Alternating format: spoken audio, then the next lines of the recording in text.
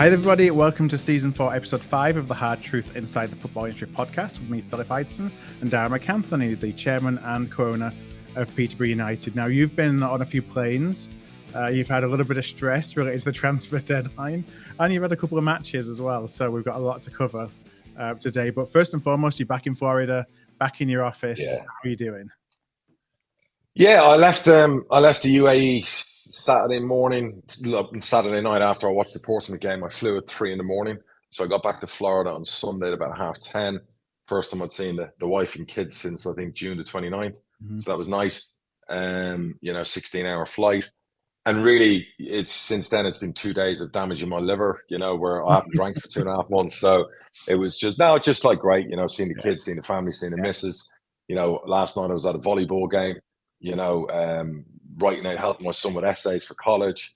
A lot of domestic stuff that you miss and you don't do, and you're not pulling your weight. And, so yeah, to be fair, I missed them, massively. And after the crap on deadline day, I needed, a little bit of, never has my manager ever messaged me on a match day to ask me, am I okay? So it was the day after deadline day, I had messages, are you okay? Because obviously I was up till 5 a.m, my time out in Dubai at the time.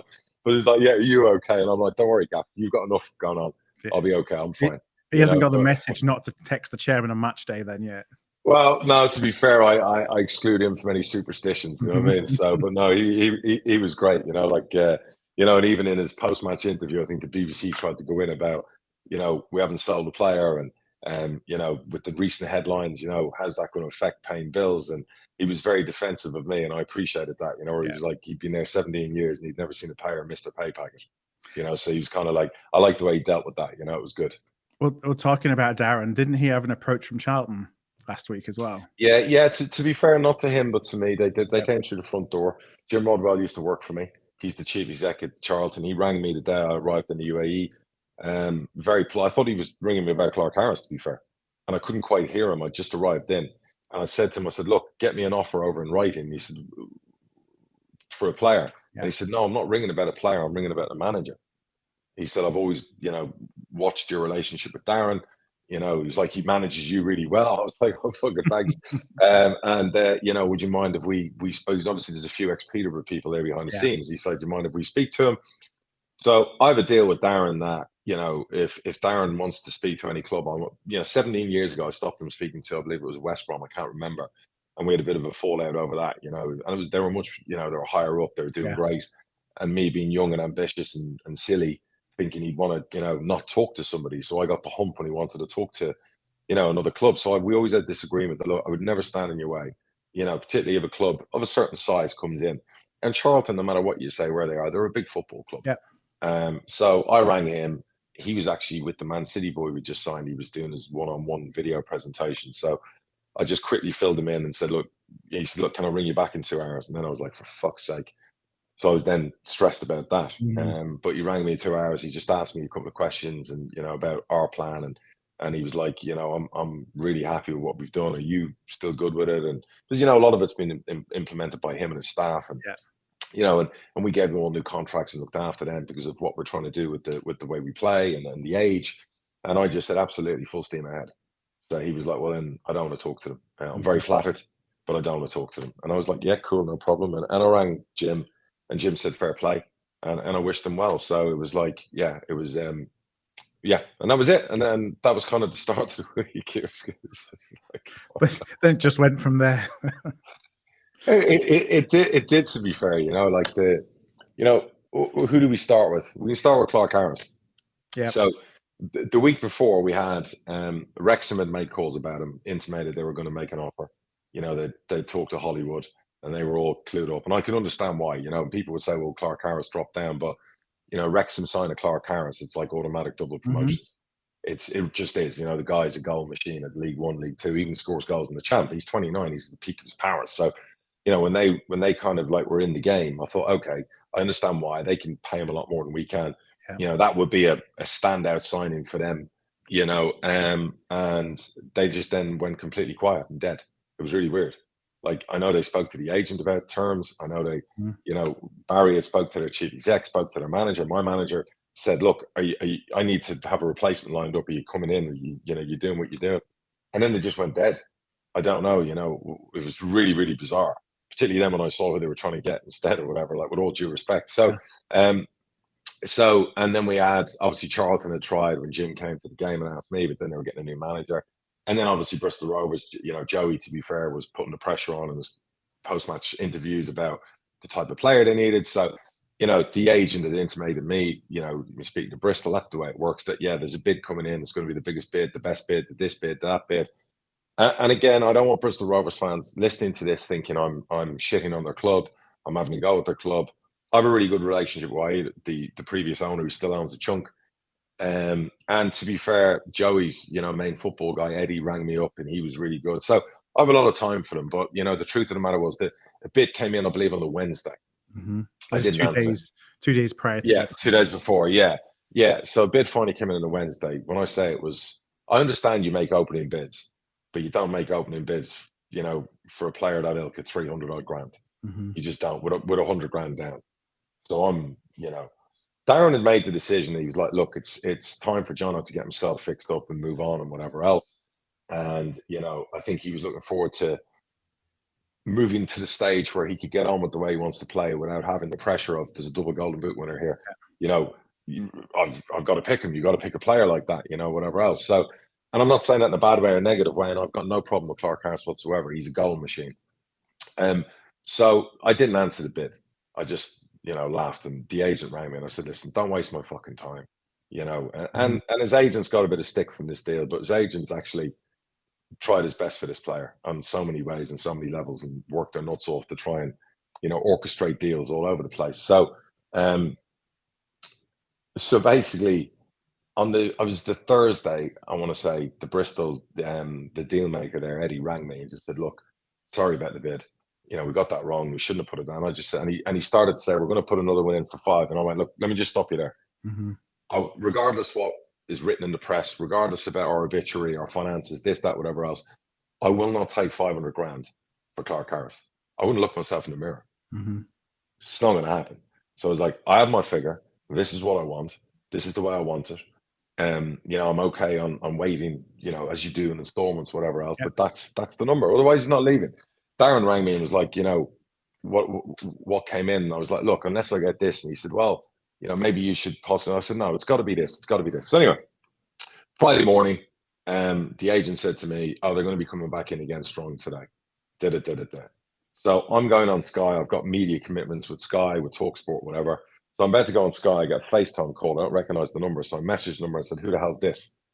And it was Wade, the previous owner who I'd done deals with, the Bristol, really lovely guy. Really like him. And he owns still a chunk of Bristol Rovers. So I texted him and I said, look, I'm on Sky. I'll say hello to you while I'm on Sky. So he was like, what are we going to do about this deal? And I'm like, what deal? And he was like, and I said, I've already told, I responded to your new offer, because they put a new offer in like a few hours before. And again, it was just, no, forget it, So I went back to them and said, look, guys, it's not to waste any time, because I know the players in Portsmouth, it's a couple of hours from Bristol or whatever the travel time is. I said, this is what I'll do. These are the add-ons. This is the deal. So he said to me, can you ring me when you're on a break from the Sky thing? So I rang him and we had a great catch-up, families, life, did it then. He said, look, the new owners, they want to, make a splash, but they also still want to get value for money. And I said, in other words, they want to try and get one over me. Mm-hmm. And he didn't say yes or no, but I understood. And I said, well, with all due respect, look, you either want the player or you don't, but you got to stop micking around. He's like, what will it take to get the deal done? And I was like, it'll take this. Paid this way, this way, this way. And I said, plus add-ons and whatever else. So the deal was 800 grand plus about 250 grand in achievable add-ons. Promotion, goals bonus, goals boots, which is pretty much, we paid a large chunk to them. I allowed some of it over time. So he was like, I want to say at 5:30 UK time, he messaged me after going back to the new owners and said, look, I've got this, I've got it. It's done, agreed. So I then messaged him straight away and said, can you get your chief executive to paper that and email it to me now? Mm-hmm. So I'll let Liz know. Liz, obviously, we're going to go into when she comes on the show in her role. So he was like, yeah, I'll do it. So 6 o'clock, I still hadn't got the email. So I then texted him and said, I'm on a media thing, but I still haven't got the email. you need to get. So eventually the guy emailed over and the offer, and I went back and said accepted. Before 6 o'clock, I was like, you have permission to speak to the player. I contacted, the agent, the player, and said he can travel to Bristol. It doesn't even need to travel to Bristol. You can actually do these deals remotely and digitally. Okay, you want to do a medical? You can do subject to medical, but the player's played 50 games a year for the last 3 years. He's super fit, So I messaged Liz and said, look, these guys aren't the fastest. So in advance of all of this, why don't you start preparing the transfer document? Usually the buying club does the document. But I said, just to cover our ass, because at the time, and Clarke-Harris is going down there, and prepare the document. Tell Bristol you'll help him do the document. So Liz prepared the document, the basic, overlook of the document, and then they have to fill in all their details and bits and pieces and So at like 8 o'clock, whatever else, half 8, I knew the player was already down there. He was at his dad's house. So I said to the agent, you need to get a player in. And he was like, we're still discussing terms. I'm like, well, that should have been already worked out. When you got a player coming in, usually you've already, big secret in the football world, you have agreed terms, from a club's perspective before they come in. So maybe the player's playing games, thinking they're going to give me whatever, Anyway, the player went in. I think it was like after 9 o'clock. There was still 2 hours to go. And I said to Liz, they've got all the documents. She's like, yep, everything's, So after 10, we'd got our own stuff going on. I messaged Liz and I was like, is this registered yet? She's got some system where you can see deals get registered. It's like a central database. She was like, it's not there. And I'm like, well, they need to get a move on. There's like an hour to go. And then at 10:30, still nothing. So I started messaging the agent who was there and said, you need to tell them to get a move on. There's still nothing done. What's the hold up here? Like, if you're doing a medical, do it after the deadline. You can do a subject to medical. So you can get all your paperwork in and do the medical an hour after deadline, whatever. Do you know what I mean? So, but don't miss the deadline. 20 minutes to go, I messaged again and said, obviously I had Liz on to me every 10 minutes checking. I said, there's nothing in the system. You need to get them to file an emergency extension, which is, I think, 15 or 20 minutes. And I could hear him shouting to them, you need to file an emergency extension and all the bedlam going on, whatever. So at 11 o'clock, I'm like to Liz, is it showing up in the system? I've obviously let Darren know. Barry's down in Southampton doing he was on the phone all the time, even though he was at an event. The manager's in Portsmouth. And she said to me, it's not in the system, Darren. So I'm like, okay, this is, they've missed the submission deadline. And if they haven't filed the extension, it's no good. So at 11:01, I just knew it was like, it wasn't happening. And I was just like, what? At that point, I was just like, I give up. Just like, and then I had to tell the manager, look, he's still here. He's coming back. And he was like, what's going on? In fairness to him, he rang the player. So the player will want to blame agents. They will want to blame whoever.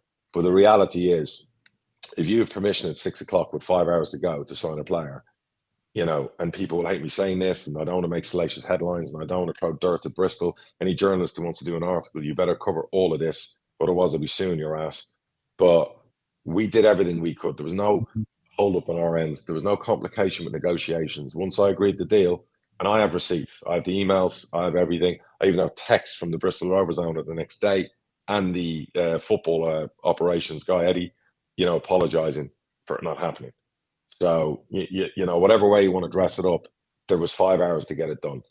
In that same time, I signed a player who was on a coach going to an away game. And it was all done by DocuSign and digitally. And it was all, we even did press interviews with him. Everything was done. So it can be done. It really comes down to your speed of work and getting things done. And it just didn't happen. So that was the story of the Clarke-Harris deal. So we have him. We have a double golden boot winner. So we'll have to score goals for January, and I'll get my money in January for him. People will go, no, you won't. I'll go, I got over £1.2 million for Dembele with 4.5 months left on his contract. People in January want goal scorers even more than in August. So, I would imagine he's going to score a lot of goals in our team till January, even with the striking competition. I think we've got more strikers now than we started with. And in January, somebody will buy him and they will pay me what I want. So if it wants to be Bristol, I suggest we start doing that deal at Christmas time. It's done in time. Maybe now. For the first. Yeah. But, and I understand why he wanted to go there. His family of Bristol. Barton would be a brilliant manager for him, would handle him and everything else. And obviously the fans love him because he had a great period there before. So, and fair play to their owners breaking the record to make a deal happen. and do it. And people will say I was too greedy or whatever else. No, I was firm all along. You know, that's the red line. That's where I'm at. I not bent over, but I compromised on how the payments were done to help them get the deal over the line, and added some more and add-ons and took out of the fee. So I was very, you know, I was working with them, not against them. And even to the point where I've got Liz doing documents, you know, transfer document. I'm reminding them to do this. I'm telling, you know, whatever, telling the player, what do you do? Get into their club, you know, get your terms done, all those things. So there was no hold up from our end. And then again, it's not a he said, she said, or a blame game. I know the truth. You know, the EFL rang us the next morning because there were two clubs who basically like missed the deadline by a minute on, you know, doing deals. It was us and Harrogate, you know, from a transfer fee point of view. And he was just like, you know, so sorry. And, you know, whatever else. So I think there was a whole MK Dons Wrexham Harrogate fucking threesome going on over the one player, wasn't it? So yeah, it was a fucking mad deadline day. There were no winners from that deal. Probably we are the winners because we get to keep a prolific goal scorer in League One. You know, that you know, a lot of teams would covet and want. But it's a tough people management situation, isn't it, for Darren? With he's experienced enough. He can deal with it. He can deal with it. Look, the player can go one way or the other. He can sulk. He can, you know, I want to get in the team. I want to leave, or or he can put his head down and score goals. I know what Clarke-Harris is like. Clarke-Harris is the type of player that'll go, fuck it, I'm going to score 15 goals by January. Yeah, and I'm going to get 4 or 5 more clubs at the table. Your choices. Yeah, exactly. Because what you're going to have by January is you're going to have clubs who didn't think they were in a promotion race. They are. Yep. You're going to have clubs who want to like either, you know, go up, stay up, all those kind of things. And what's the price of a goal scorer? And, you know, for whatever reason, only having 3 clubs in for a player of that ilk, regardless of what people say, what he looks like or what. The guy is a brilliant, brilliant character in our dressing room. He's a good player at our club.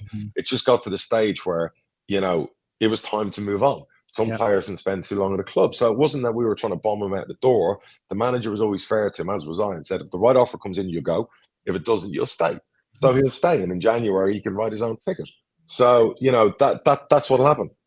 Well, I got a feeling that today's pod will mostly be about transfer deadline day. As you said, we're going to speak with Liz, bring Liz on the show as well shortly to talk about the day from her perspective. But one of the other, while we're talking about outs or potential outs, you know, there was a lot said about Ronnie Edwards likely to be in this window, and Ronnie didn't either. Could you talk a little bit about how no deal came to fruition for Ronnie? Sure. So there were 4 different angles in Ronnie. We'd been told all through July and August from people close to the coaching team at West Ham, who come to our games all the time, that West Ham will be coming in for Ronnie. His agent as well is close to the Sullivan kids who are involved in football there. So he'd intimated to us as well, West Ham were coming in. But it will be late because they've got to bring in some big hitters and then they'll be coming in for Ronnie.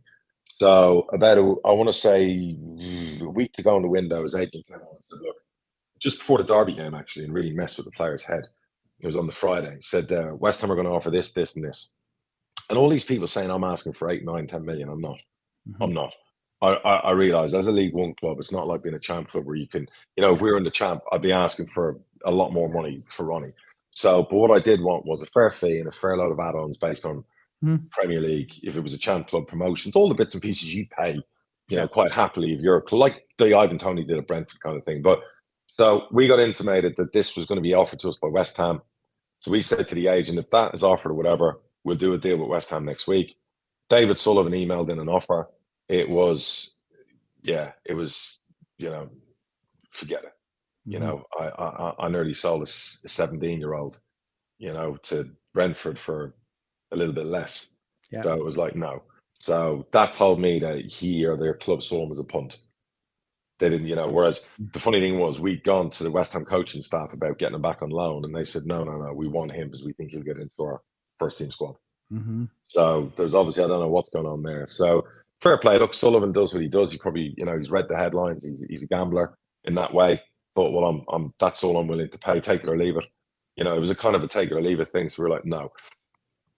Russell Martin came to our game on Tuesday at Portsmouth, intimated to Barry and to the manager, you know, Ronnie's his type of player, which he is. He's born, designed type player for Russell Martin, and that he'd like him, you know. But unfortunately, he doesn't do all the deals, and they had lots of ins and outs and did it. So, but he intimated they'd be coming in by the window.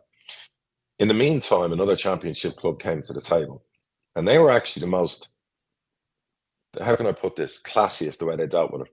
You know, their head of football rang Barry on the Monday, started bidding. They made 5 bids in total. And they were, to be fair, I'm not going to name them out of respect, because they will be back. Even to the point where on deadline day, they made 2 more bids on deadline day, including with 2 hours to go, they nearly got to what I wanted, you know, because I'd always had, a red line figure. That's the figure. That's a fair figure, plus add-ons and whatever else. And I wanted them back on loan. So I hadn't said about the loan bit because it was so late in deadline day. We definitely couldn't get a replacement. But we got an offer off them 2 hours to go verbally from their foreign owners via, you know, the football guy saying, we give you this, this, this, and this, and you can have them on loan with January. So I was like, you're that close. If you get there, we can do that. Even though he's in a hotel in Portsmouth, we can get it all filed. You can do a loan. You buy him, you sign him, you loan him back. We can get all of that done. And they were very good. So they weren't a million miles away. Something tells me they will be back in January. Their manager loved the way he played. And then the really weirdest thing was the same. 12 hours before that, a German club came in, which I always felt, considering he's in England under 20 and German clubs, you know, and it's one of those clubs that's bought a lot of English talent. And a German club came in, and unfortunately, again, you know, they just didn't hit the buttons. And there was no chance of a loan with them. They were like, we want him out in Germany, and the German deadline closed early on deadline day. So they left it too late, but again said, we left it too late this time, but we'll be back, you know, in January. So, you know, as much as everyone said, you know, we needed $1 or whatever else, I just was like, no, and no. I said to my wife at some stage, I don't look myself in the mirror if I'd sold her for some of the offers that we were made. It's like, no way. So Ronnie was good. Sorry. No, please go ahead, Karen. No, go ahead. Yeah, I was just going to ask, did you feel that both related to Jonson, but also for Ronnie, what was in the press earlier in the summer around financial health and situations, did that have an impact on the numbers coming across? It killed me. Absolutely killed me. Through no fault of my own, it just killed me. You know, those headlines, the article, the way the article was headlined and everything else just fucking killed me. There's no way David Sullivan would make the offer he made without reading that headline. There's no way the bids that started and whatever, whether it was Clarke-Harris, Ronnie, that headline. And also we had bids for 2 other players. There was the most derisory things, and they're like some of our like starlet players, like best players. Fucking killed me. You know, the only person who was fully respectful to us in that window was Matthew Benham at Brentford and his staff when they bought Benji Arthur, who's a scholar. Benji obviously wouldn't sign a pro deal. And we had 20, no word of a lie, God's honest truth, all 20 Premier League clubs. You know, obviously, the England under-18 manager said he was one of the best centre-backs at that age level for England. And it set off a whole thing during July and August that all the top clubs, like my Liverpool hadn't been to a posh game. They were coming to like our 21s games, first time I'd seen them. And they were all looking at Benji. And we had a price which was nearly a record for a League One scholar sale, plus millions in add-ons, because I think he'll be in their first team in 3 years' time. And now in Brentford, they'll probably sell him for 60, 70 million because he's a taller centre half. And we've got a good sell on, as I say, a solid sell on. So we will make millions off it. But to be fair to Matthew, I had a figure up front. That was the figure. I never changed on the figure. And we got the figure, bang. And Matthew and Lee Dykes and everyone at Brentford were like fucking brilliant to deal with. You know, as much as you start here, when they knew that, they were just like, you know what, we can go on negotiating, but we believe in the player. We believe that he could be a star for us in the future. We believe Peterborough when they say it. We're not going to believe headlines and articles. We're just going to do the deal. And I love that about them. So they were just fucking superb to deal with. But that article killed me. It fucking killed me. Everyone believed it. And part of me was like, I actually don't want to sell anyone on fucking deadline day to go, fuck you to everybody writing our obituary. The work I've done, you know, the stuff I've been working on all summer, you know, which, you know, some good things are happening. I've done as the CEO now. You know, I'm doing deals. I'm getting things done. You know, there's so much good stuff about to come. And just that article, the way it was shaped and whatever else. And I actually said at the time to the people writing it, you're just going to kill me. And like, I even asked, could you wait till the deadline's finished and then put it out? Because it's just going to hurt my football club, you know, because it'll hurt my players, it'll hurt valuations, it'll hurt me. You know, I'm trying to run a good ship here. And, you know, transfer markets are really important and public perception is really important. And stuff like that hurts. It just hurts you, you know, because it wasn't true in a way of we pay our bills. do we need money like every other football club? Of course. But can we get through to January? Of course. Mm-hmm. Absolutely. I write the checks. So, it just gives us that impression out of their skin. Fans write it. Shit goes out. And it's like, and then owners believe it. And they put in derisory bids. So, yeah, forget about deadline day. Fuck that. We've got a strong squad. We've got 4 months. January we'll do business. The Ivan thing could be happening then as well. There's a lot of good things happening for us in January. And most importantly, we're very happy with the squad. But, from a deadline day perspective, I'm sick of, I've been in football 17 years. I've done a lot of deals, me and Barry. We have a great reputation. And, to have all that crap written, that's hurt that reputation. I'll give you an example. I spoke to Steve Parrish on deadline day. Mm-hmm. I had a check-in with Steve. I really like Steve. And we'd inquired about a player earlier on in the window because the manager's idea always was, if Jono went, potentially he would play Mason Clark up there or Ricky up there. So you'd need another wide left. So Palace had a wide left that kept going out on loan. So we spoke to Palace about, we don't want a lone player in attacking positions. It's not what we want to do. Yeah. But we're willing to buy your player and give you a really large sell-on. Yeah. They came back and, originally we heard it was going to be a lower price. And then Steve said to Barry, no, I want X amount. And it was quite a large fee and da-da-da. So I rang Steve in deadline day and said, Steve, have I upset you in any way? Because we thought it was going to be this, and then suddenly it became this yesterday. Da-da-da-da-da. And Steve said to me, he said, we spoke for like 25 minutes. It was a really good call. And I really, really respect him as one of those owners. He'll take a call off a League One chairman. A lot of Premier League club owners wouldn't do that. And Steve said to me, when Barry Fry and Darragh MacAnthony ring about an attacking player, you suddenly double check yourself. Mm-hmm. Should I be giving that player away for this? Should I be? And I was having a drink with my wife last night, and she was like, "That's a compliment." And I said, "I know it's a compliment, but fuck, it doesn't make your job any easier." Yeah. You know what I mean? My only thing was I should have rang Steve myself the day before because we probably would have trashed it out and got something done. Do you know what I mean? So, and we both agreed that. He's like, "Geez, we should have spoke yesterday," and da-da-da. And I said next time, but very thankful to have people like that you can speak to in the higher echelons who are doing these £60 million deals and £40 million deals, and he'll take your call. And he's on his way. He ended the call saying, "I'm trying to make my manager happy. I'm on my way to the training ground now." It was like deadline day, But having those relationships and whatever is what it's all about in football, and you need them. We forged a relationship with Man City, the under 21s, and the younger teams with the ex-Rochdale manager. We're doing the same at Chelsea. For a couple of players that will help us. And their relationships, because we're a young team, and they will help us. And also their scouts will be coming to our games as well. Yeah. And we'll see our young talent. So it's a win-win. But I just, the headline killed me on the sales thing. And then our reputation for buying young talent, attacking wise, killed me when it came to try and nicking a couple of maybe players from the Premier League with a sell-on, kind of thing. So, but look, I'm not going to lie. I went to bed at 5 a.m. I was wired. I was absolutely wired after everything that happened. I felt I failed. I had a target. My target was selling the 17-year-old, selling Jono, and that was mission accomplished. And what I wanted to I was never really all about selling Ronnie. It was a target on those two. If Ronnie got sold, brilliant. And to be fair, he deserves to fucking go to a bigger club. Do you know what I mean? But he'll get his wish in January. My target was that, and I was there, bar fucking 58 seconds or whatever it was with a press of a button. So nobody died. It was painful. It was horrible. And then I knew the next day we were going to lose. I just, you start getting down on yourself. You get into a beaten fucking, I'm homesick. I want to go home.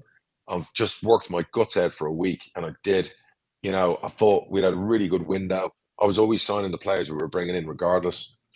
And I was sick in my stomach because I felt like I'd failed. I felt like, and I also felt like I failed Ronnie, not because we needed money, but because he deserved a good move, He's so close. It must be hard when you're so close it's been 3 windows, I think. Yeah. Barry spoke to him and his dad. I said to Barry, tell him and his dad he should fire his agent. But like what I said to Ivan Tony's dad a couple of times before, At the end of the day, agents are meant to play a big part in what they bring in. And, I was very angry with him. Telling us this was coming from West Ham and then this ended up, and all of that just didn't work for me. So I know Ronnie was like a West Ham fan, but I also know that he's such a professional at the Championship club he was excited about going to, and that club had a chance and might still have a chance of going up or whatever else. But and even like Germany, no problem. He's just so cool and calm and collected. And He's had to pull out of the England under-20 squad. He's got, I don't know what it is. It's not serious, but he could do with a break for a couple of weeks based on what it is. So that will help him refresh mentally. Because there's just so much attention and pressure, and he really deserves a move. If there's anyone who deserves a move, it's him. He never pushes for one. He never gets greedy. He never tries to play games. He's just not that type of character. He's almost Premier League made, or top championship made. He's just a professional fucking person, So I felt like I failed him, and that's, and then the Portsmouth game, brilliant for half an hour, not great for an hour. Frailties in both boxes, created loads of chances, could have scored 5-6 goals, could have conceded 4, 5, 6 goals. Just rusty in both boxes. Nothing I'm concerned about. Someone's going to get a good scene too. We've got a couple of weeks to work. We've got these players now. We brought in some good talent. We're very, very happy with what we have in the building, from that point of view. So yeah, it's just fucking deadline day.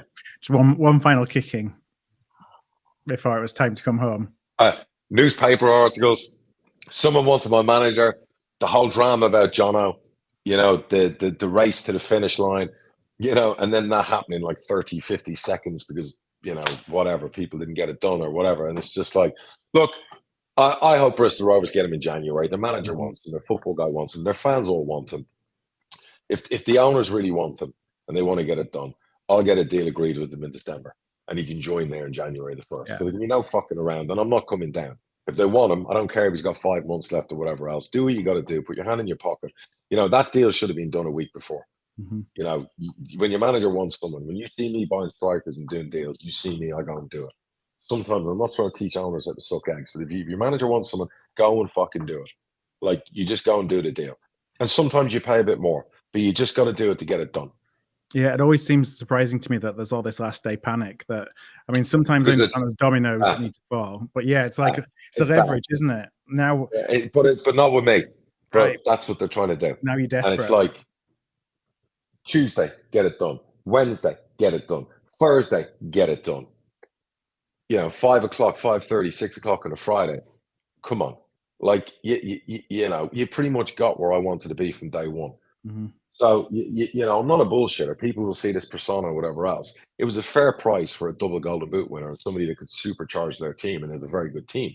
So just get it done. Like, I'm on the phone, as you see. I speak to everyone.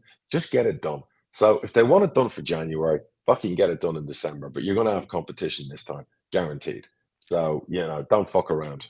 All right, well, let's take a quick break. And then when we come back, we're going to be joined by Liz Elsom, who is head of football operations at Peterborough United. Right. So we'll be back in a minute. Brilliant.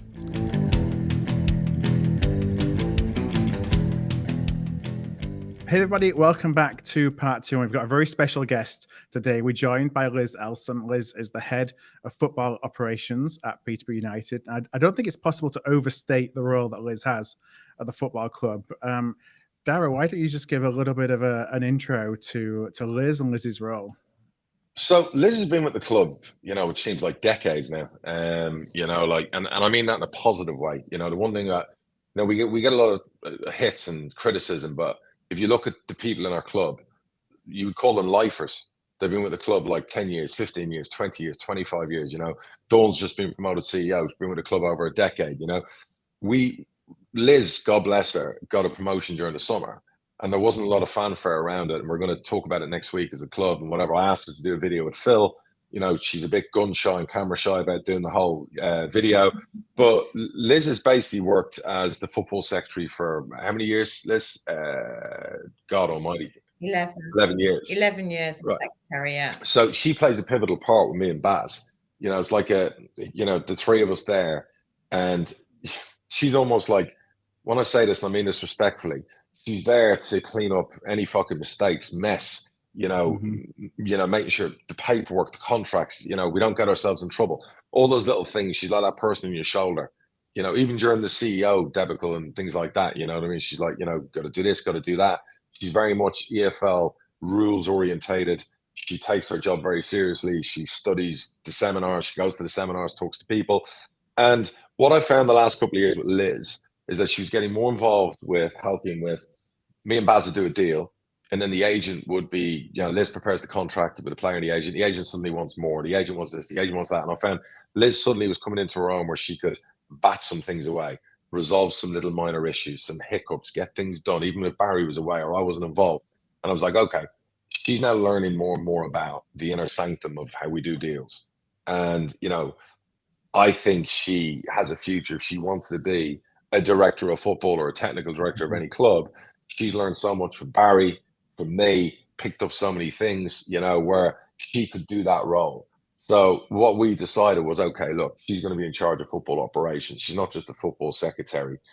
She's moving on from that. She still does a lot of stuff. A lot of people around the club will help her do the secretarial stuff that she used to do. But the stuff she really does now, she's into, whether it's contracts, agents, the pitches, sorting out now all the catering around the training ground, being involved in, bringing more money in, reducing costs. Her job is like tenfold. She can get paid tenfold more, but she has a lot more responsibility. She may be coming and asking for it after this. She won't get it.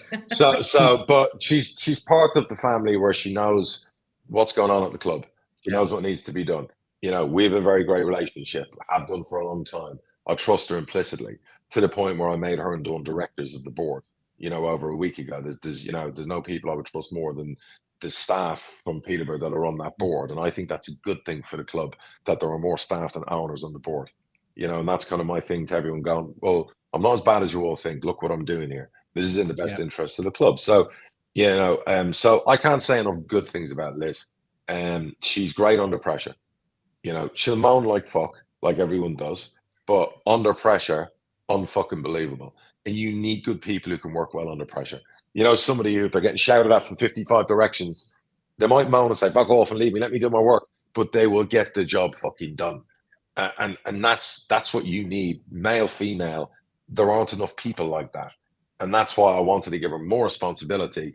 And, as I get busier and Baz is gets older and all those things and whatever else, she plays a perfect part for the three of us to work in tandem. And it works really well. And, her and Baz will fucking argue like cats and dogs as well. But that's okay as well. The great thing about all of us is we might have rows, we might have ruts, but there's never a rollover. 10 minutes later, you talk about something else. There's no moods. There's no, so, her son was in our academy. You know what I mean? We all have relationships and, they're relationships you appreciate. So again, I can't say enough good things about her. I'll let you lead the questioning now to her about the new role and whatever else. Yeah, and what I wanted to ask just to kick things off is to give folks a little bit of a background to the role that you do. Like, is there a typical day, or is every day completely different just depending on what's thrown at you? Every day is completely different, Phil. Every day is different. It's just I can come in the morning at 8 o'clock with a plan, and the whole plan just gets thrown out because the player might want something, the manager might want to change something, there might be an issue with the training ground, that anything could happen. It's really difficult to say what a typical day is. Really difficult. So you end up becoming the problem solver for everybody. Yeah, I'd say that is what I am. I'm a problem solver, and that's the key to it. It's if you've got a problem, you've got to find a solution. That is the most important thing. And 99% of the time you can find a solution, no problem. Nothing can't be solved really. It's just finding a way to solve it. When my phone rings and it's Liz, sometimes I do go, oh fuck, because if she's ringing me at that point, sometimes it's like, oh, now we've got an issue, we've got a problem, or whatever else. So unfortunately, she has to make that phone call, and that's not. Yeah, I do. I often feel like I am the bearer of bad news. If I phone Darragh on a Friday afternoon, he'll know it's bad news. Or when I'm phoning the manager in the evening, that's my job. I'm the person that gives the bad news to everybody, unfortunately. And it's really nice when occasionally I can give happy news, but it's more often than not it's bad news because I've had the problem, but normally, hopefully, the problem's solved by the time I deliver the news. You just got to hold your phone from a distance after you've delivered it. This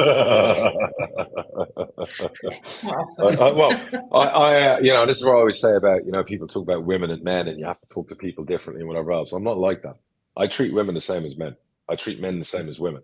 If you've done something, I go, you're fucking useless, you know, for 2 minutes, or I'll curse or whatever. Or, you know, I am one of those people. I'm a modern day leader whereby I couldn't give a fuck what you are as long as you're competent. And I would treat Liz exactly like every man at our football club. Just like I bring my daughters up to be. You're not in a world where it's men and women. You are your own fucking people, and you're going to take the licks and you're going to take the wins exactly the same.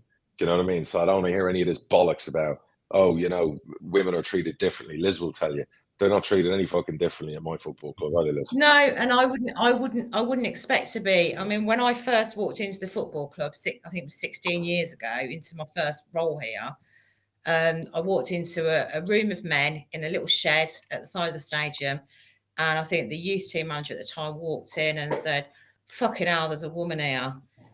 Got to watch what we're saying now." And I just turned around to him and said, "Please don't. Just carry on as normal." I said, "Don't make any exception for me, just because I'm a woman." I said, "There are 2 words that I object to, so if you wouldn't mind not using those, I'd appreciate it. But other than that, crack on." And it's been like that ever since. I've never expected to be treated any differently. You know, it's just man, woman, it just doesn't matter. We're all working for the same goal. Correct. So now we get a lot of interest from listeners to the podcast about how to break into the football industry. So how did you, what was it, 16 years ago, you said, what was your path to becoming involved in a professional football club? My path was a total accident. I think my son went on one of the holiday camps, and the people the guys that were running it at the time, their administration was absolutely awful. And I think I dropped my son off and I said to him, "Your administration is absolutely appalling." And he went, "Well, if you think you can do a better job of it, come and do it." So I went, "Yeah, okay then." And that is literally how I got into football. I mean, I love football. I've grown up with football. Funnily enough, I worked at a place where, when Barry was manager here, where the first team used to train, and I used to organise their training schedules for them. So, but I didn't really know an awful lot about Peterborough United as a football club until I came to work for them, because they weren't the club that I supported. You know, growing up, I'm not from Peterborough, but it literally was by accident, and then I've just learnt my trade, and I've gone from 2 days a week doing some administration, booking lads, girls on holiday courses, to where I am now. 7 days a week. And it, 24/7. And it was just a lust. It was just, I think when I got into the football club, because I just showed a lot of interest, and I wanted to learn about how things happened, how things operated. So I just used to sort of go into as I say, I worked in a shed around the side of the stadium. But I used to go in, and the club secretary at the time, I used to say to her, "Oh, how does that work?" And I just ask questions, and I don't know, maybe I'm a bit nosy or whatever, but curious, it was just, I think is the word. It was just that real interest, because I've always had an interest in football. It was never something that I'd aspired to work in at the time. But once I was in and got hooked, you know, it's just such a great industry to work in. It's a big thrill. From being kind of behind the scenes. It is a big thrill, and there's some fantastic days, and there's some really, really dark days, but you have to take them both. But yeah, so it was really a lust for learning and being nosy, and that's how I got to where I am today.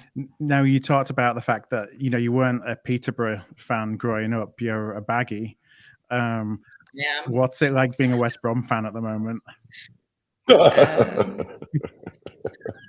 Yeah, they're not doing great, are they? To be honest, I don't really take, although I say I'm a West Brom fan, and I was growing up, and I still follow them, and I probably get to 1 game a season. I don't really take a lot of interest in what's going on. You're too busy. When I speak to my because I'm so busy. You know, they were at St George's Park when we were there for our pre-season trip.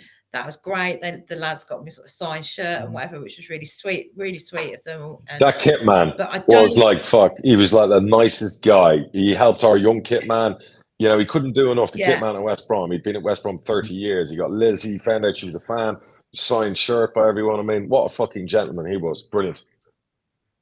But I did have to, they took a photo of me, and I did have to send it to my son, and he went, "Oh, that's nice of them." And I went, "Yeah, who are these players?" So, Well, I think anything you get signed these days. Back to me and tell me. So Yeah. I'm a bit, So as much as I sort of follow them, I don't really take as much interest as I should as a fan really anymore, because I don't have the time.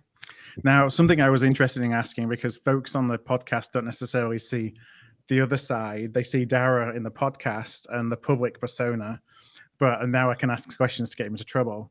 How is he like on match day? Always really relaxed before the game. Always happy to have a chat. And yeah, he gets passionate during the game. I'm easy before 3 o'clock. Like Liz will come in before, like anyone can come in before 3. I always say it, like whether it's Liz, anyone else, come and sit on the couch, we chat, we whatever. I don't wine and dine with away directors. I'm in my office. I got like a couple of couches. Liz comes in probably 3 times before. I get down at 12, 3 we go out to the game. My office is like Piccadilly Circus.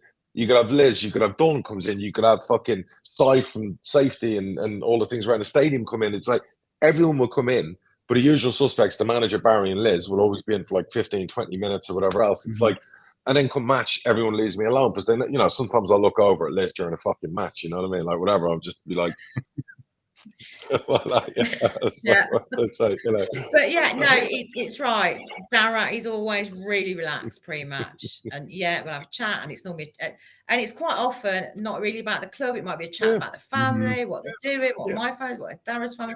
So yeah, it's always relaxed, always. But yeah, during the game, he's passionate, but that's because it matters. That's the kind of person he is. It matters. Yeah. It matters. Yeah. It's like, you know, Liz will cry or whatever when we lose or something happens or whatever. It matters to everyone who works at the club. People take the piss and whatever else, but like we hurt. Like, you know, when something bad happens to the club, we all hurt. Whether I'm the owner, whether it's Liz, whether it's Dom, whether it's Baz, everyone fucking hurts. Like I said to you before, Saturday morning, you know, it was the first time ever the manager's been asking how I am after deadline day. You know, then Liz is, you know, messaging me that Nick Craig from the EFL was asking how I was. You know what I mean? Like, you know, I was getting messages from people I hadn't heard from for 3 years. You know, such was how bad what happened on deadline night. You know, it hurts. You know, this shit does hurt, and you don't set out to fail. You know, just sometimes things don't go to plan. It's fucking tough. But that does bring up an interesting point, Liz. So what I've seen in, you know, the exposure that I've been fortunate to have since doing the podcast is there's a family behind the scenes between football clubs as well. It's not just we're all rivals against each other, but there's actually a community of folks that you're working with every single day from other clubs, you know, to help each other. It's not just, you know, we're all rivals. Maybe the rivalry starts at 3 o'clock on a match day. It definitely does. The secretaries speak to each other all of the time. If somebody doesn't know something, then they'll be messaging other secretaries. We all help each other out all the time.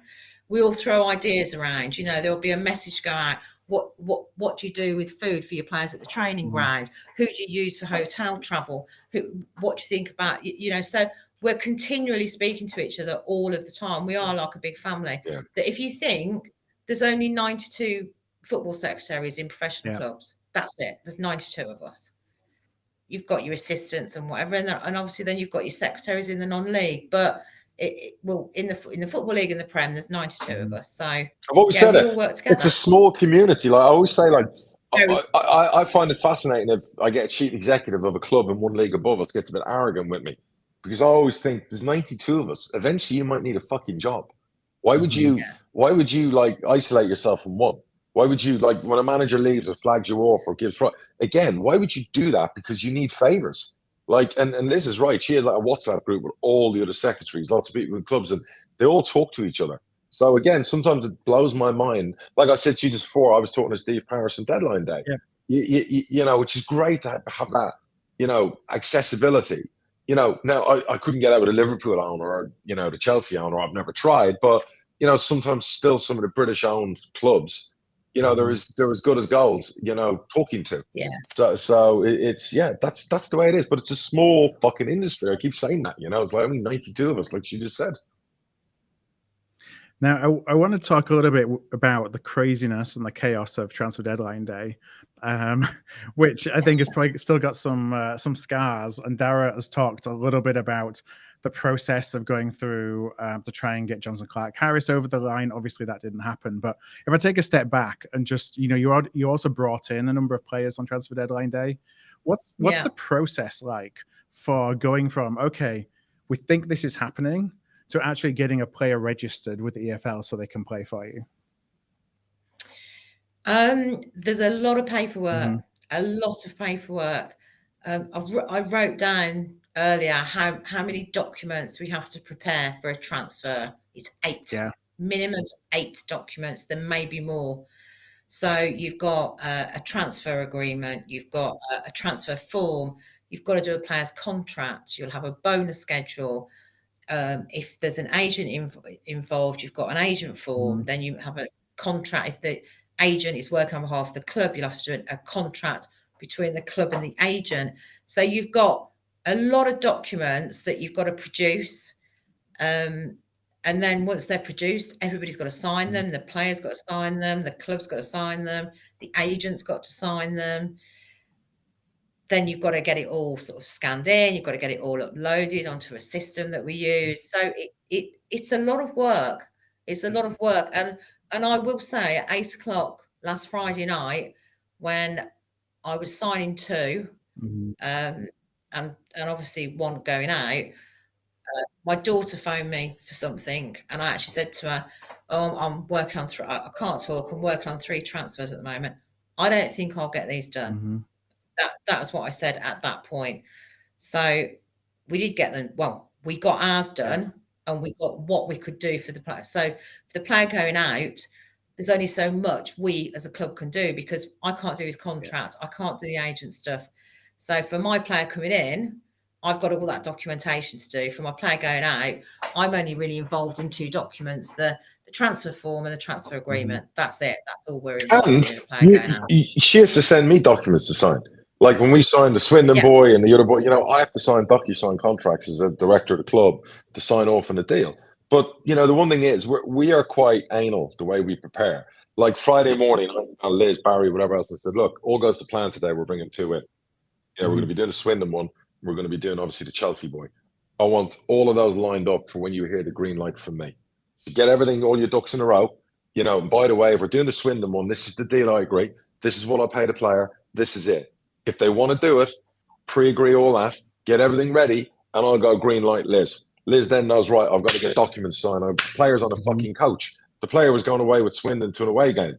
Still managed to get him to sign all the DocuSign documents. The agents in another part of the country. Done again. Swindon were brilliant. All that was smooth. Chelsea boy, we had a medical on Friday morning booked in. We still had documents to do. He then had to, he came to the club at Friday morning. Then he had to go to Portsmouth because our staff had gone down there to do the medical. All that stuff was going on all day. There were documents. Chelsea signed their documents. We had ours. We were holding off on that.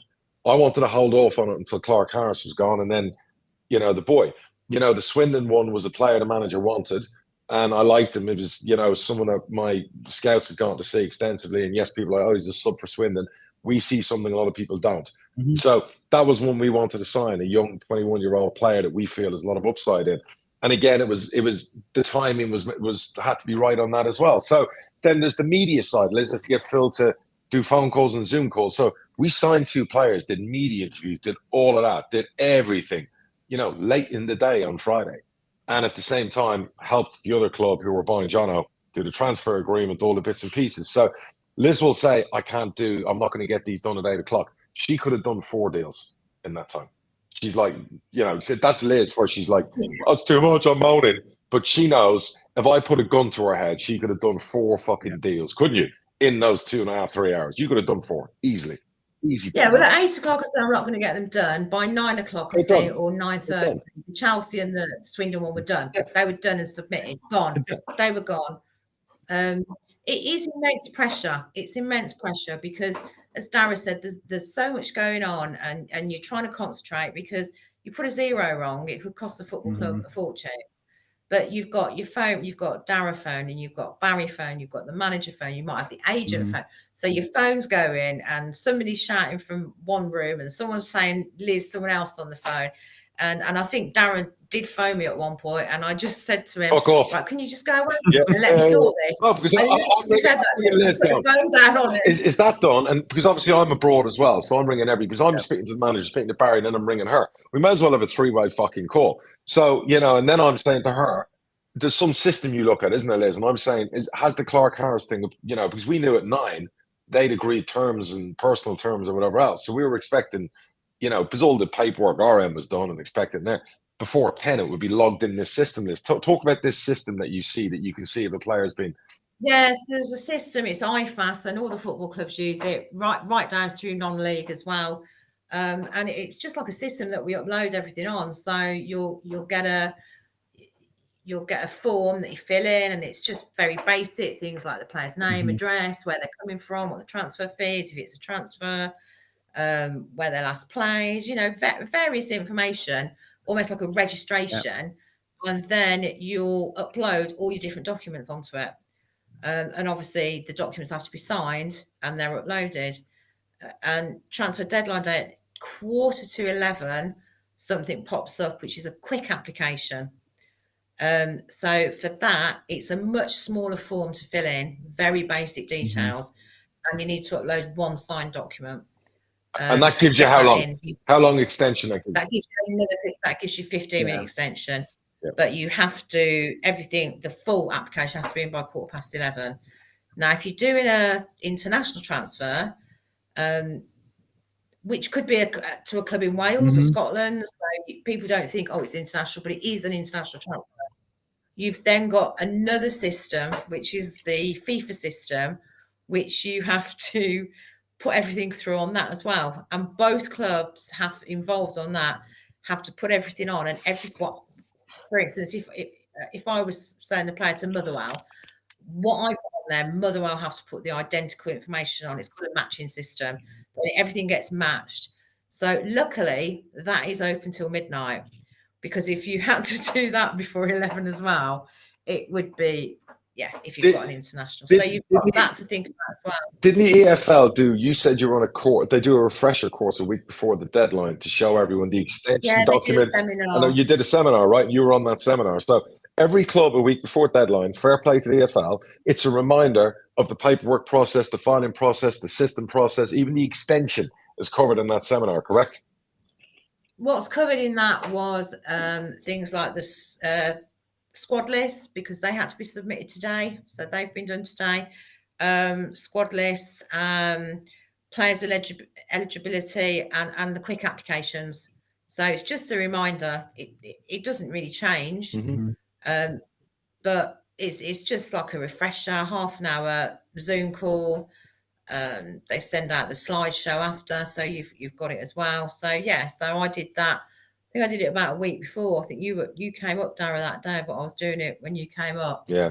So and it hasn't changed, but I'll always jump on it. It's half an hour, and you never know, something may change and whatever. We all think we know what we're doing, but it's good to have a refresher, and just in case anything's changed. All those documents you talked about, how many of those have to be negotiated in real time as well, versus it being, this is just a standard document and we need to just fill in the blanks? Most of the documents are standard documents, and you fill in the blanks. So the player's contract is a player's contract. And so a player's contract there's a standard player's contract, essentially. There's a standard union-driven. Player's contract. But we then have to fill in the blanks. But there can be a lot of blanks to fill in. And there may be agent fees involved. They need to be worked out correctly. And as I said, you put a 0 wrong, and that could cost the club a lot of money. And again, a transfer agreement, you pretty much have a standard transfer agreement. And again, you've got to fill in the blanks, but every single document's different. Every player's different. Every player's contract's slightly different. You've got your bare bones, but I'll often come along and have to put a clause in. I think, I've done one of those before. Where did I do that? So, everyone's slightly different, and it has to be worded 100% correctly to protect everybody, the player and the club.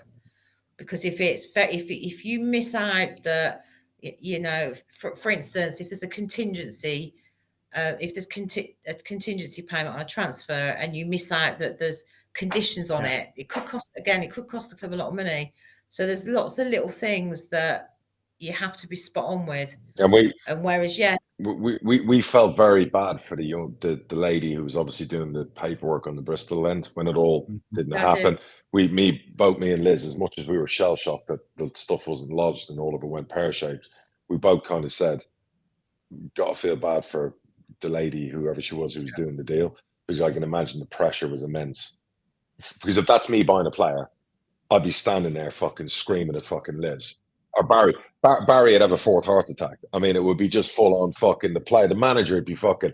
If I had to go back down the hall and tell my manager we fucked up or whatever by half a minute, I mean, the pressure must have been. Liz would have been just fucking. She would have probably headbutted me and Barry out of her office. Do you know what I mean? Which would have been the right thing to do. But that pressure just would have been. So we're all human beings and we all make mistakes. And I'm not saying someone did there or whatever. I'm just saying that I can only imagine the pressure that person felt at that given moment. And that must have been fucking awful. Yeah, no, it is. I mean, many years ago, we signed Jack Baldwin and Lee Tomlin left on the same night. Yeah. And that night, the pressure was incredible because we were trying to get one out, one in. I was relatively new to the role. I think Barry was in the. I was in a very small office. Barry was in the office. The manager was in the office. The player was in the office. His fiance was in the office. Another player was in my office because he wanted to go. And there's phone again. The phone's ringing. I think someone phoned me at 10 to 11, and yeah, I won't repeat what I said. I think Alicia answered the phone. I said, "Tell him," Yeah. But yeah, so it can be a lot of pressure with so many people around, and everybody's keen to get it done, and everybody wants to know it's done, and yeah, it can be really, really difficult. And like I say, I think to myself, "Oh, I'm never going to get this done." I do get it done, but you do sort of start to doubt yourself. Think, "God, what if I don't get this done?" It's hard. It's really hard. So you've submitted all the paperwork. It's been uploaded to the system. What's the approval process from? Is it an immediate kind of green light? Time stamp. EFL have a million people. Yeah. So there's not necessarily somebody who's giving a green light. It's just system driven. Are all the documents in place? It's system driven. All the documents in place. I actually made a mistake on one of ours, but because it was lodged, I missed a document off. But because it was lodged before 11 o'clock, that's it. It's lodged. So Saturday, it goes through. The Football League will have to approve it, and the FA will have to approve it. If it is a Premier League club, they'll have to approve it. If it's a National League club, then it goes through various checks, and you get a little tick from each authority to say that it's gone. I missed off a document on one of ours. I hadn't uploaded it, but what I got was an amendment required on Saturday, and I was like, "Oh shit!" They're reconciling what was already filed versus it being. It's filed, and that's the thing. It's filed, and it times. And it comes up on the system at time that you've sent the button. You press the button. So like that Clarke-Harris would have said probably 11:01 for the extension. I believe it was 11:01. Yeah, and then that's just for the extension. And then I believe the paperwork for the actual transfer was put in at 11:17. 11:15 is your second deadline. So, once that's there as evidence, you're fucked, even if you want to appeal it. And then the EFL told Liz on Saturday, can't do it. There's no appeal process in this kind of thing. It's just not going to happen. So that's it in a nutshell.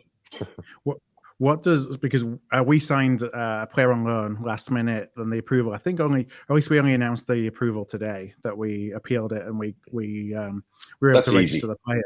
What does the appeal process look like if there's something that's gone and you're wanting to say, "Hey, I did submit it in time," or that you haven't got that immediate approval?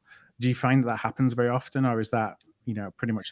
I've never been in that situation. I've never been in that situation. I would imagine that you'd put an appeal to the board at the Football League, and they would look at every appeal individually. I know the system. It's a bit like when you've got an electronic signing system. It's time stamped. You can see exactly when anybody looked at the document, and I know that the system that we use, that's time stamped. And I know the Football League have technical people in, and they check that, and they'll double check that was all correct. And we have to bring, and we'll let Liz go in a second, but we have to bring back in the loan window that was in a few years ago, where basically like it was 2 weeks later the loan window opened, and you could go out and loan in a player or do whatever, because you could do transfer deals. You know, if Bristol could come in and pay me a loan fee that becomes a permanent transfer in January, you could do things like that. We used to have it for like 3 weeks, the loan window. We even signed Dwight Gale years ago on a loan from Dagenham with a purchase in January. So, you know, I don't know why we're punishing ourselves by ending that. I don't know whose decision that was, why it happened, but well, that's a FIFA decision. fucking Unfortunately, it's ridiculous. They make money off us all. Yeah, I agree. Stupid. I agree. You know, so that needs to change. So, you know, you've got Saudis open for another week. You've got Greece and Cyprus are open for 2 weeks. You've got, who was I reading yesterday? There are leagues out there open for another 3.5 weeks. So, but we don't have a loan window, particularly for the EFL. It just makes no sense. So, look, Liz, we're going to let you go. Really appreciate your time. It's great that people hear what you do, and you know, we appreciate all your work. And hopefully Phil will pick up on this and do his own video with you next week, and we can talk about your role in more detail for the Posh fans. Thanks a lot, Liz. Thank you. Brilliant. Thanks, son.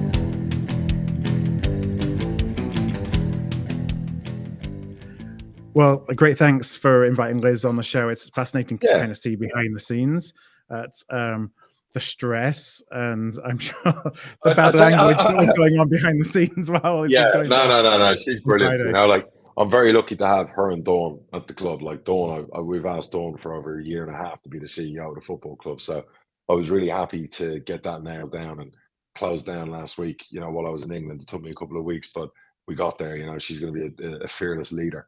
You know, it was exciting things happen. But we talk about guests. Rasmus, who is part owner and runs Southampton, who I did the Ivan Toney deal with. I was talking with him throughout deadline, and he was like, "When are you going to ask me to be a guest on your podcast?" So we've definitely got to get him on. You know, and some other guests. But let's talk Bradford at the end here, because obviously we have a lot of Bradford fans, and I feel like this has been Peterborough dominated. You had a draw on Saturday. Are you happy with that? Yeah, we had Mansfield. We drew 0-0. It's one of those that you look at the table. Sorry, you look at the fixture list and you say a draw away at Mansfield. That's pretty good. The two teams both kind of struggling a little bit. There was nothing. It wasn't a boring 0-0, but there wasn't a great deal happening. So, you know, you came away thinking we probably could have won that, but we could have lost it. So I guess it's a fair result. And how was your deadline? Did you? I saw you signed a couple of players. Yeah, we did some business.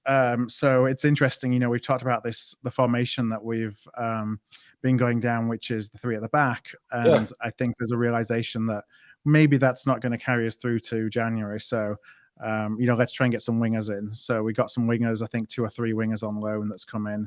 And then one, which is the late one that just came in at the last minute, a guy called Jonathan Tompkinson from Norwich, who is centre-half, who purportedly can play out from the back a little bit. And we've talked again about having 3 kind of, I don't want to sound unfair, but cloggers at the back, you know, without a lot of, we've not had the Romney that we had last year to play that passing game and to actually create through the lines. And so he seems to be that kind of guy, or at least he's been positioned as that. So we'll see if he fits the gap. So I think they've filled some gaps. They've probably not hit the panic button, but realized that we need to have a bit of width. So I can't be critical.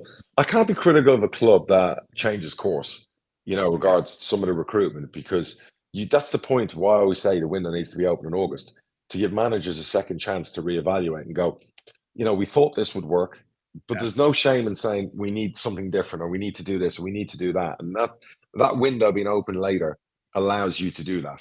So I think that's a positive thing. And fair play to Mark Hughes, if he's looked at it and gone, I'm going to need wingers, because maybe I'm going to go away from the 3 at the back. Maybe I'm going to go with 4-3-3. I need a passing centre back, because if I'm going to play that way, I need someone to pass the ball. So fair play to the club, to the owners, to whatever else sanctioning the moves. And, you know, hopefully it's good business.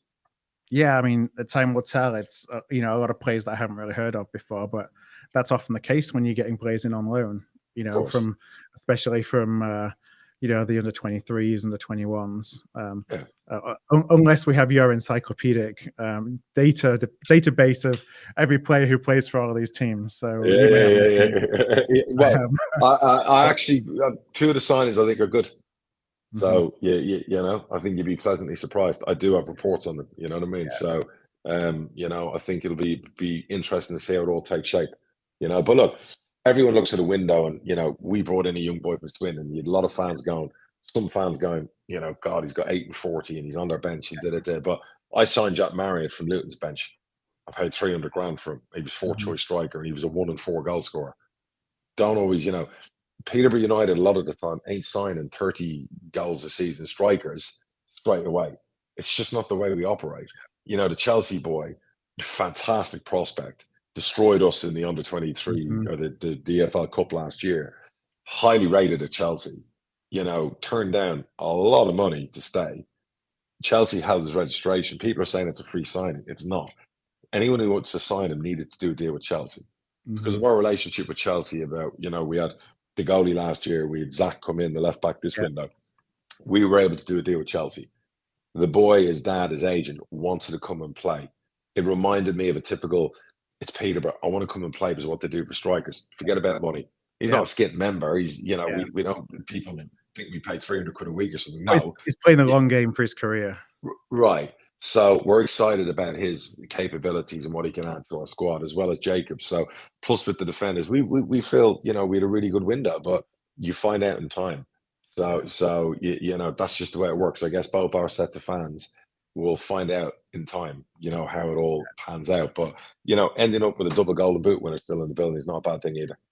How many games into the season do you have a good sense of this is kind of where our level is this year? This is the realms of what we should be able to achieve or not. I already have a sense of that, even early. I think we're going to have a really good season. I think it's going to take us time. You know, we started well. We had a really tough opening. We played like 5 away games between Cup and League, you know, and you know, that wasn't kind to us. We played some big teams, good teams, you know, established, experienced team. Portsmouth are a good team, you know, very good experience in there. You know, Derby the same, but we had enough chances to win both games. But both teams who beat us deserve to beat us. You know, we made mistakes. And like I said to you, I'm not going to be critical. Like Roman, you know, if you saw them, you know, if you see some, not a problem. It's going to happen. But we just have to learn. But we have a really exciting squad. It's going to take us a while to really purr. And there'll be some inconsistencies while we iron that out. But yeah, I'm very, very excited. And under that, you know, losing Benji Arthur to Brentford was a blow, but I had no choice because of his contract thing. But the rest of those gems that are, a couple of them are getting called up for England, I've got them on pro deals. So, you know, I'll stick to what I said. I'm excited. And yes, I didn't achieve everything I wanted on deadline day, but you live to fight another day, and another day is in 4 months. Yeah.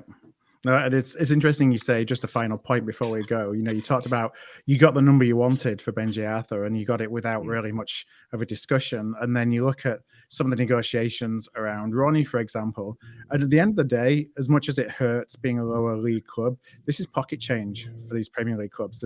It's no word of a fucking lie. When I see some of the deals done, when I see some of the fees paid and whatever, it's complete fucking snobbery.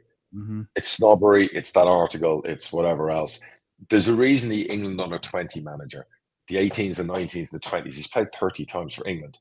You could talk about it's Darragh, you know, hyperbole, and he's not that player. Fucking England and the 21 managers looked at him, and he'd be gone into the 21s, I dare say, this season. There's a reason they keep doing that, and there's a reason when you look at those squads, it's Chelsea, Arsenal, Man United, Liverpool players, and then Peterborough. That's not by fucking accident. Yeah, that's by design. So, with all due respect, like, you know, I went back to Sullivan and West Ham and just said, well, you see him as a punt. I remember when Barry rang you about Ivan Toney, you thought he was a punt as well. Hence why you didn't bid what we wanted. So you're cool, you know, at the end of the day. But he would grace any top championships team or Premier League team. He's 20 and it's just his temperament. So, you know, somebody's like served their time in League One. Yeah, you know, he's yeah, absolutely. You know, so look, like I said, he'll go in January, and you know, fair play to the Championship club that really fought to sign him. I thought it was you know, they're getting a lot of criticism for not spending money, their owners and whatever else. And I thought it was very brave from them trying to do that deal. And I just wish they'd come in a bit earlier. You know, we would have got some time to finesse it. Yeah, but you know, and I think they turned down like a lot of money, 10 million plus for one of their centre halves. I think they wanted to keep a certain team together. So they'll be back, as will a few others. Like I said, it's 120 odd days, and we'll just soldier on. And I'll get my Amex card out to pay the bills. All right, well, let's leave it there for this week. We'll be back again next week. And again, got questions. We've got lots of questions lined up. Obviously, didn't have time to go through them because we really wanted to focus on transfer deadline day, but also the role that Liz plays at the football club, which I think is really eye-opening for folks. So we'll be back again next week. Until then, hope you have. Take care, everyone. We'll see you soon. Bye, everyone.